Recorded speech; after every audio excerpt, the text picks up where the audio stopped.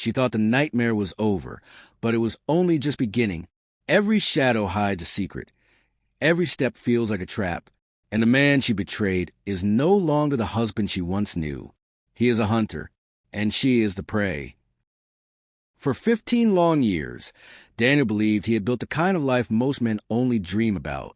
A devoted wife, Melissa, 2 beautiful children, and a comfortable home in the quiet suburbs. To his friends and neighbors, he was the man who had it all. A successful job, a smiling family at his side, and weekends filled with barbecues, laughter, and neighborhood parties. But behind the curtain of this so-called perfection, cracks had already begun to spread.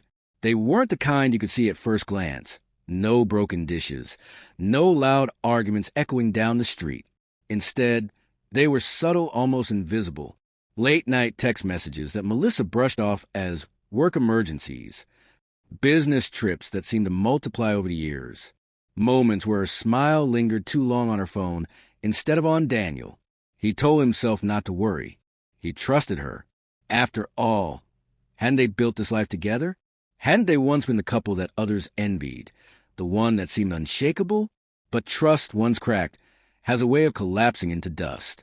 And Daniel's moment of collapse came on an ordinary Tuesday afternoon. He returned home early from work, hoping to surprise Melissa with dinner. Instead, what he found was a laptop left open on the kitchen table, and a stream of messages that left his blood running cold. The words were simple, even playful, but the name attached to them was unmistakable. A colleague from Melissa's office. Someone she had claimed was just a friend. The messages weren't innocent. They weren't the kind of notes colleagues exchanged. They were the words of 2 people hiding in plain sight, indulging in a secret world Daniel was never meant to see. He stared at the screen for a long time.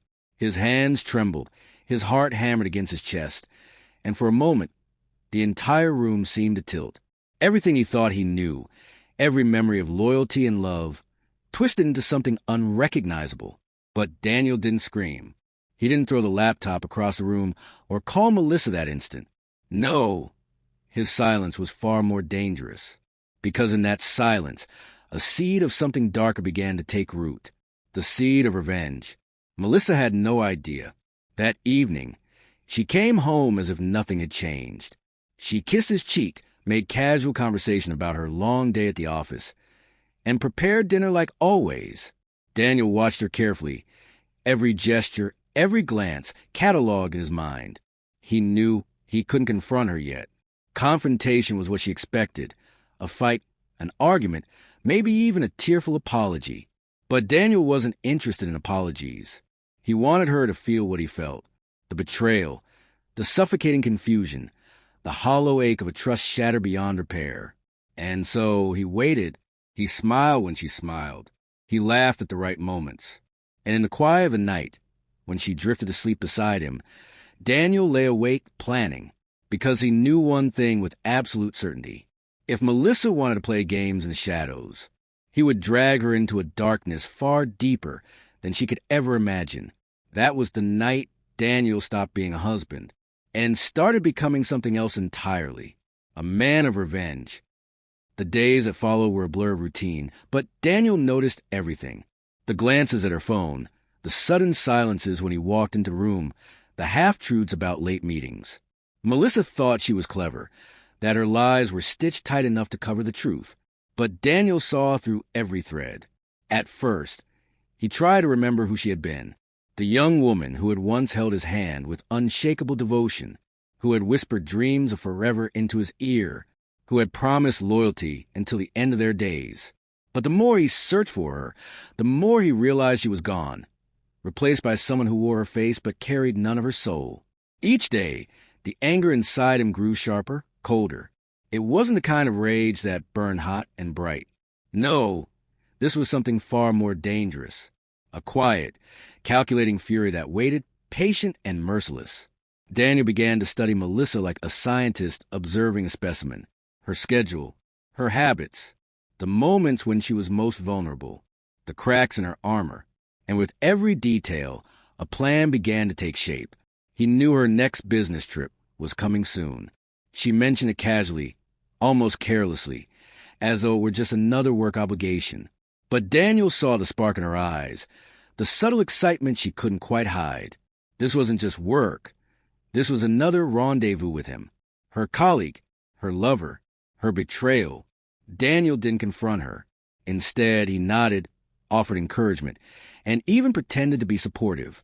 All the while, inside his mind, the gears turned relentlessly. He didn't want an impulsive reaction. He wanted precision. He wanted Melissa to walk straight into the web he was spinning, a web designed not to kill her, but to destroy her from the inside out. For days, Daniel sketched out every possible move. He mapped routes. He tested equipment. He researched things most men would never dream of researching. And each time he closed his notebook, he smiled, because he could already see the fear that would one day fill her eyes. But there was still one question left unanswered. Why? Why not simply leave her, take the kids, and walk away? Why risk everything for revenge? The answer came to him one sleepless night. As he stared at the ceiling, the darkness pressed in like a suffocating weight. Because betrayal isn't just an act. It's a wound. A deep, festering wound that rots everything it touches. And wounds demand a response. Walking away wasn't justice. Walking away was surrender. And Daniel was no man's fool. Melissa had taken his loyalty, his devotion, his years of trust, and she had spat on them. She had gambled everything they had built together for cheap thrills and whispered lies. And now she would pay the price. Not with death.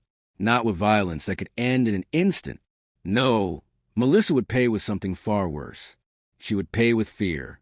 The kind of fear that crawls beneath the skin, that lingers in every shadow, that turns every moment of peace into a moment of dread. Daniel wanted her to know what it was like to live with the constant weight of uncertainty, to never know where safety ended and danger began, to feel hunted. That was a decision. That was the moment Daniel crossed a line from which he could never return. He was no longer simply a betrayed husband. He was the architect of Melissa's reckoning. And her trip would be the beginning. Daniel's plan didn't form overnight. It unfolded slowly, methodically, like a puzzle clicking into place piece by piece. Every detail mattered. Every risk had to be calculated. He began with her car. Melissa trusted that machine more than she trusted him, relying on it for her late-night work trips, her quick escapes, her secret rendezvous. Daniel knew if he wanted to unsettle her, the car would be his first weapon. At night, when Melissa slept, Daniel slipped into the garage with gloves on his hands and silence in his steps. He studied the vehicle like a surgeon preparing for delicate surgery. It wasn't about destruction. It was about control, a carefully loosened connection, a fuel gauge adjusted to lie. Not enough to cause disaster, but enough to raise suspicion. Enough to push her into situations she couldn't anticipate. The car would whisper lies to her, leading her exactly where he wanted her to go. Next, he turned his attention to the environment, the world outside their home, the very streets Melissa thought she knew. Daniel had spent weeks mapping routes, noting every gas station, every back road, every dark corner where streetlights failed.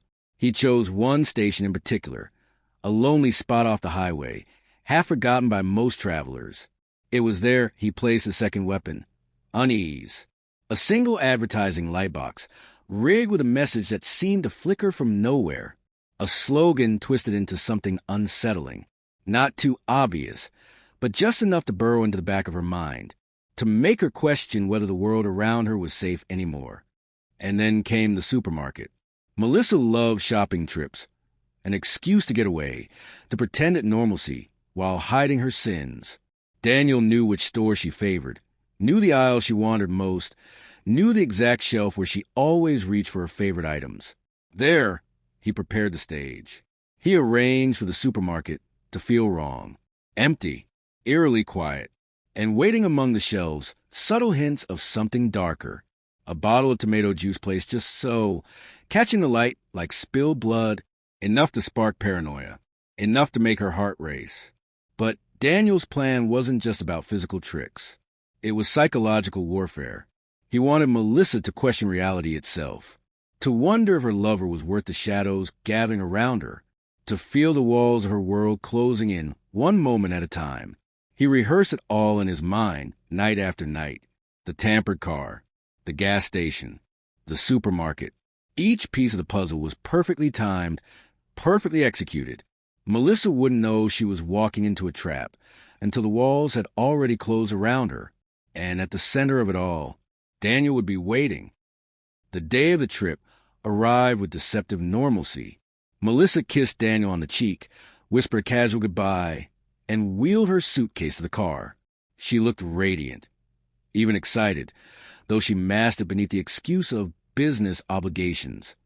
Daniel watched from the doorway, his face calm, his eyes betraying nothing. Inside, however, his heart beat with a slow, deliberate rhythm. Every second brought him closer to the moment of truth. Melissa drove off with her colleague, her lover, beside her. The two laughed, oblivious, their voices carried away by the hum of the tires on the road. They didn't notice the subtle tremor in the fuel gauge, the way it dipped lower than it should have. They didn't realize the car itself was part of Daniel's design.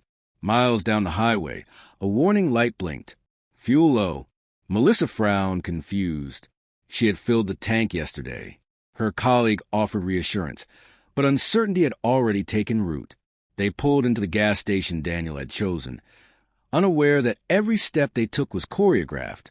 As Melissa stepped out, she noticed the light box across the road. It flickered unnaturally, the letters forming and reforming into a chilling phrase. Not an advertisement. A message. Her stomach tightened. Her colleague dismissed it as a glitch. But Melissa couldn't shake the feeling that the world was watching her. Inside the gas station, the clerk was oddly absent. The silence pressed in, heavy and unnatural. Melissa's pulse quickened. Something was wrong, but she couldn't name it. Hours later, in the supermarket, the unease deepened. Melissa wandered the aisles, her cart rolling slowly, the wheels squeaking against the tile. But the store was empty. No customers. No cashiers. Not even the hum of distant conversations. She called out, her voice echoing in the void. No answer. Her breath quickened. Her fingers gripped the cart handle tightly as she forced herself to continue. When she reached for a familiar shelf, her eyes caught the glint of tomato juice. A bottle cracked open, dripping down the side like a wound. The sight sent a shiver down her spine. She knew something was wrong. She knew she shouldn't be there. But the moment she turned to leave, pain lanced through her arm. Sharp, sudden, as if the shadows themselves had reached out to claim her. She gasped, stumbling back, her heart hammering. The store seemed to close in around her, the silence turning oppressive, suffocating. Every aisle looked the same. Every shadow looked alive. Melissa fled, abandoning her cart, rushing toward the exit with desperation clawing at her throat. But outside, the world felt no safer. The parking lot stretched empty, the night air heavy with unseen menace. And somewhere, just beyond the reach of light, she felt eyes on her, watching, waiting, judging. Melissa stumbled into the night, her breath ragged, her arm throbbing from the sudden wound. Her colleague rushed to her side, confusion painted across his face. He asked questions she couldn't answer, tried to calm fears she couldn't explain. But Melissa knew, somewhere deep inside, she knew this wasn't a chance. This wasn't bad luck. This was deliberate. The car, the gas station, the supermarket, every moment, every detail, too precise to be a coincidence. As they drove away, Melissa pressed herself against the seat, her eyes darting to every passing shadow. The road stretched on endlessly, but she felt no closer to safety. Then her phone buzzed. A message. No name, no number, just one line. Do you feel safe now? Her blood ran cold. Her hands shook as she dropped the phone, her mind spinning. She turned to her colleague, desperate for answers, but he only looked at her with wide, uncertain eyes. And then, through the rear-view mirror, she saw him. For the briefest moment, in the reflection of the glass, Daniel's face appeared, calm, unblinking, watching. Melissa's breath caught in her throat. She whipped around, but the back seat was empty. Still, she knew what she had seen.